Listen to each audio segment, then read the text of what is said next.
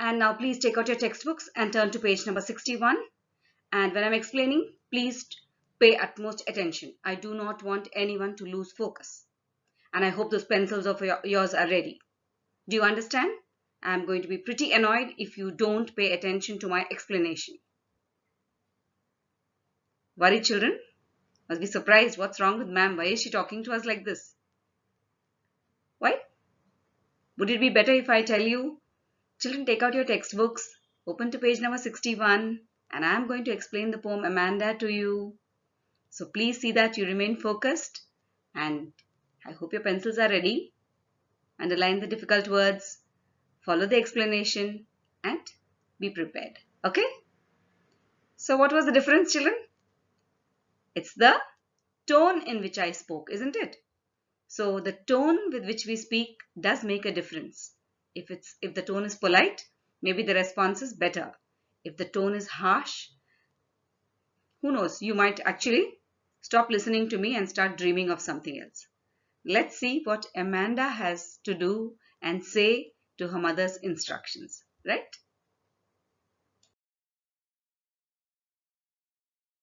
Well, children, now let me explain these stanzas to you.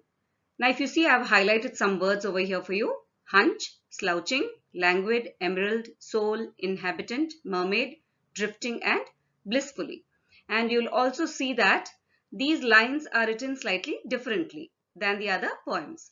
Now, the first 4 lines are written in normal way, and these 3 lines, they are written in parenthesis. That means bracket, which indicates imagination.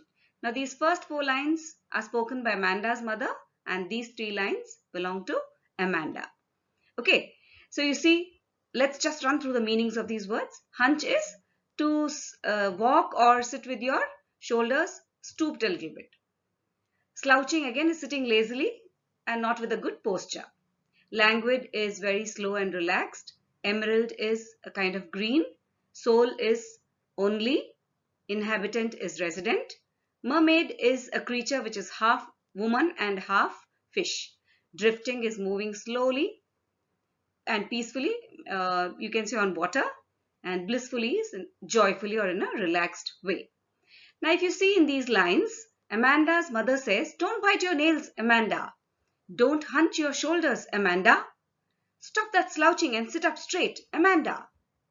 Now, when we see the exclamation over here, we understand that Amanda's mother is kind of frustrated. Okay, so she's giving her some instructions. She's telling her not to bite her nails, not to hunch her shoulders, and stop slouching. Now, is it wrong for a mother to tell her child not to bite nails or hunch or slouch? No, it is not wrong, because biting nails is a bad habit, and by hunching and slouching, you lose your posture. So it is not wrong of a mother to correct. I say mother because generally mothers are more, bothered about the grooming of their children. Dads too are bothered, but here let us presume that it is the mother who is talking. Now, what is not right is the tone of the mother perhaps. Okay, the mother is talking to her in a strict manner. That is why Amanda is kind of put off. So what she does, instead of listening to her mother, she withdraws into her own world which she has created. She starts imagining that there is a beautiful, peaceful emerald sea, and she is the only resident over there. And who is she? She's a mermaid which is drifting blissfully there in the water. She feels that she is the mermaid and she is happily moving in the water. So, why does Amanda start imagining thus?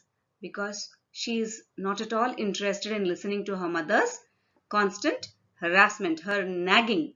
So, to be away from that, she goes into her own world. Now, let's check the highlighted words here, children. Orphan, one who does not have parents.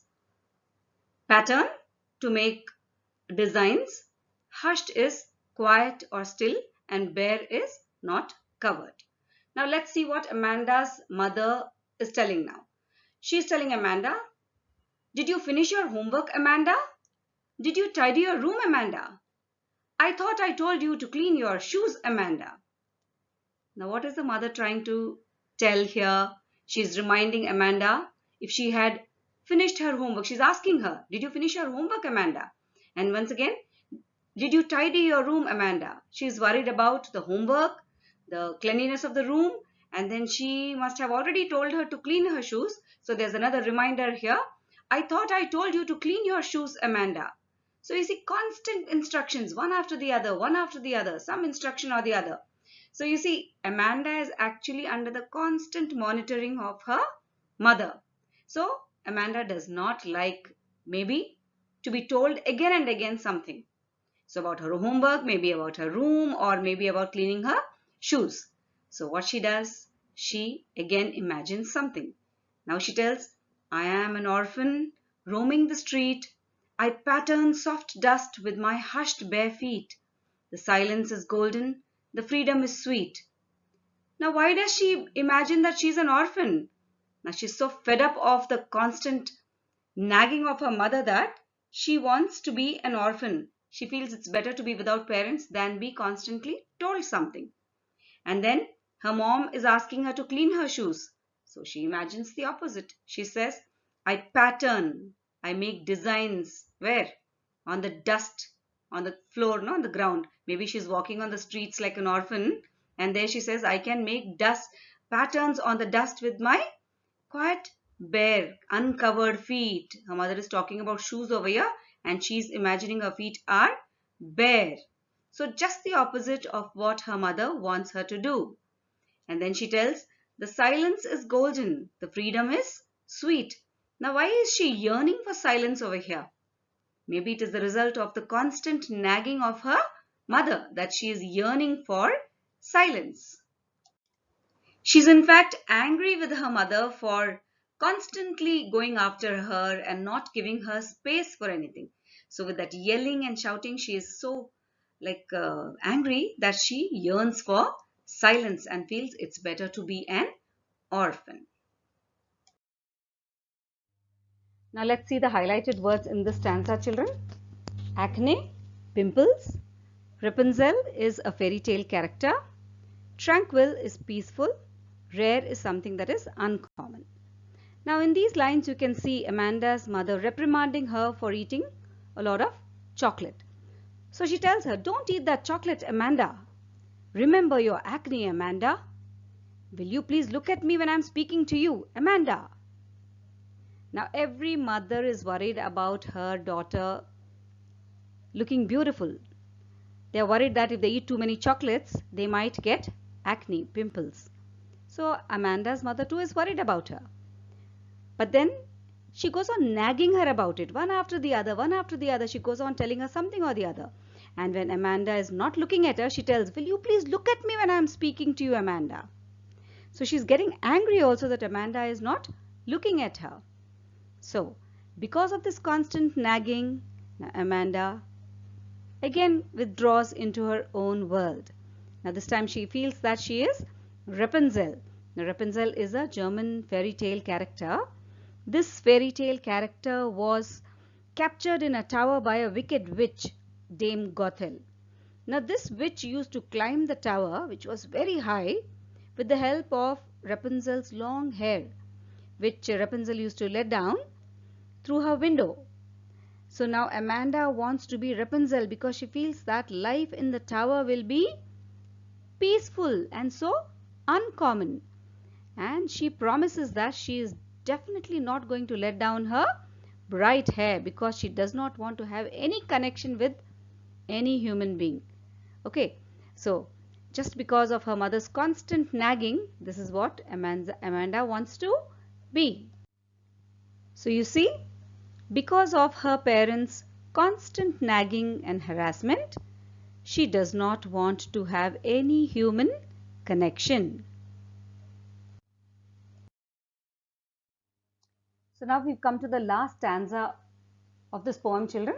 So the highlighted words here, sulking, to be angry or upset about something.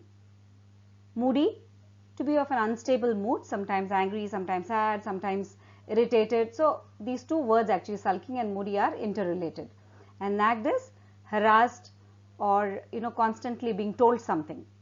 So here you see in this stanza, Amanda's mom tells her, or rather she's warning her, to stop sulking at once. That means to stop being angry. And then she's blaming her for being very moody.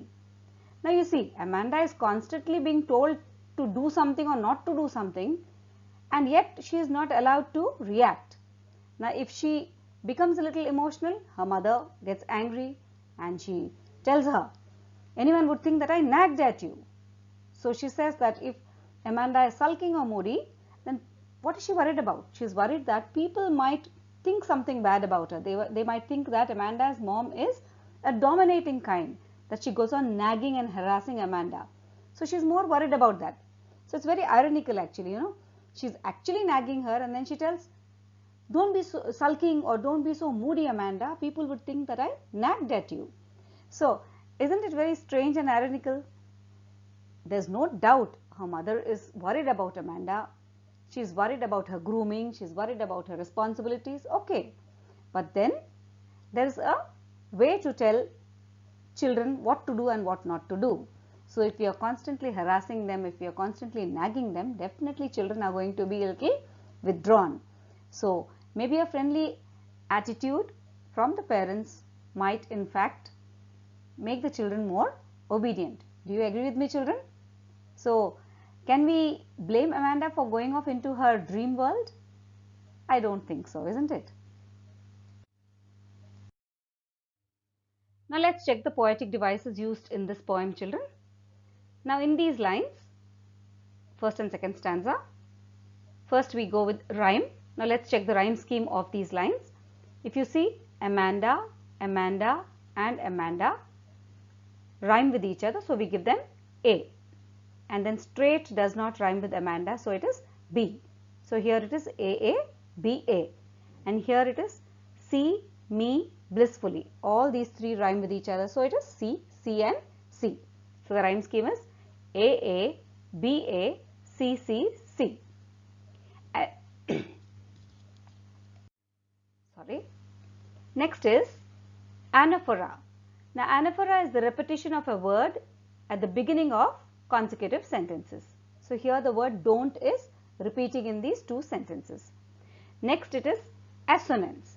Assonance is the repetition of a vowel sound in a sentence. Now if you can see over here, the repetition of the O sound over here. In these words, you have got the repetition of O sound here in stop, slouching. Next is alliteration. Alliteration, here you have stop, slouching, sit, straight. So repetition of S sound. And then you have repetition. The word Amanda is repeated in these lines. Now poets generally use repetition to stress on something. And then you have imagery. So you have this imagery of, any one of these lines you can see. You can have an imagery of Amanda biting her nails, or she's sitting with a slouching posture, or else a beautiful emerald sea, and then a mermaid which is drifting blissfully. So vivid imagery you have. And then there is allusion. Now allusion is a kind of an indirect reference to something from history, like it could be literary, or it could be political or cultural. So here you see there's a reference being made to mermaid. So this is allusion. When there is a reference being made like this, it is allusion. So these are the poetic devices used in this stanza. Now let's check these lines.